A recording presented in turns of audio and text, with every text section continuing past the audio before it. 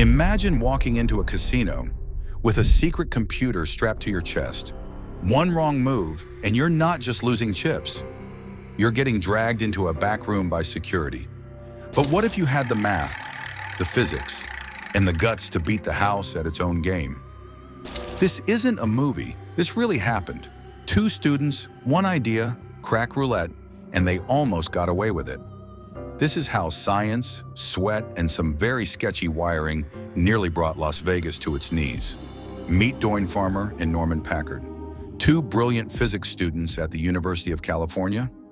While others were experimenting with music and free love, these two were obsessed with something else: roulette. At first, it wasn't about money. It was a thought experiment. Roulette looks random, but physics tells us if you can measure the inputs, the outputs can be predicted. Ball speed, wheel speed, friction, gravity, timing. That's all they needed. But how do you do that in the middle of a casino without anyone noticing? Their first idea was simple: observe. In Vegas, roulette wheels are standardized. That's a huge advantage. So they bought long-sleeve shirts, hid tiny microphones in their cuffs, and started recording the sound of the wheel spinning past a fixed point. Tap, tap, tap. Each tap told them the speed of the wheel and the ball. Soon they had pages of data. Patterns started to emerge. Then came the breakthrough. They could consistently predict which section of the wheel the ball would land in. Not the exact number, but close enough to beat the house. But there was a problem. To win real money, they needed to process the data instantly. That meant building a wearable computer in 1978. Let me ask you this. If you had the chance to beat the system, legally with science, would you take it? Even if the risk wasn't jail, but a dark back room with casino security, comment below. Would you dare? The first wearable computer wasn't made by Steve Jobs or in Silicon Valley. It was made by these two guys in a dorm room with parts scavenged from psychology labs and Radio Shack. Norman built the hardware. Doyne wrote the code. A switch in their shoe let them tap in the wheel and ball speeds. The tiny computer would buzz back, telling them which section to bet on. It gave them a 20% edge. That's better than card counting, better than any roulette player has ever had. On a cold day in 1977, Doyne walked into a Vegas casino. He looked like any nervous college kid, but under his shirt, a revolution was ticking. He tapped in the data, placed his bet, and won. Again and again, the computer was working. But sweat was a problem. Moisture amplified the shocks from the electrodes. It hurt. He ran to the restroom, followed by a pit boss. Hiding in a stall, he peeled off the electrodes, heart pounding. The pit boss got called away. He cashed out and ran.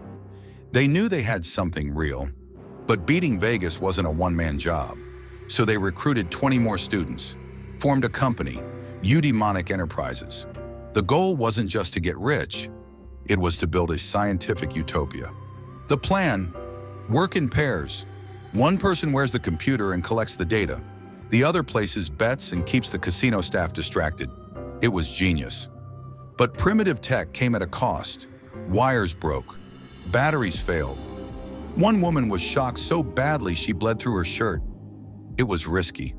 August 1978, 16 young scientists walk into Vegas. They fan out across the casinos, hearts racing, computers humming under their shirts. It starts slow, $2 bets, then $5, then $10.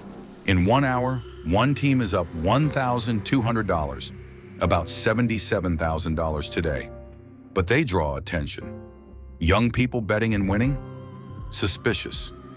Security starts to hover. One player is soaked in sweat, her skin burned from electrode shocks. Malfunctions are piling up. Tensions flare. They regroup. The system works. They've made $10,000 profit in one night. But it's taken a toll. Stress, injury, fear. Is it worth continuing? If they scale up, they could make millions. But if they get caught, it won't end well. Not with the mob still running parts of Vegas. In the end, they walk away, split the money, go back to their studies, and vow never to speak of it again. Today, Doyne Farmer is a renowned scientist. Norman Packard pioneered chaos theory. Their roulette hack, barely a footnote in history, but it was real. They proved something extraordinary. With enough knowledge and courage, you can beat the system. So, could you do it? Would you try? The house doesn't always have to win. Sometimes science gets the last spin.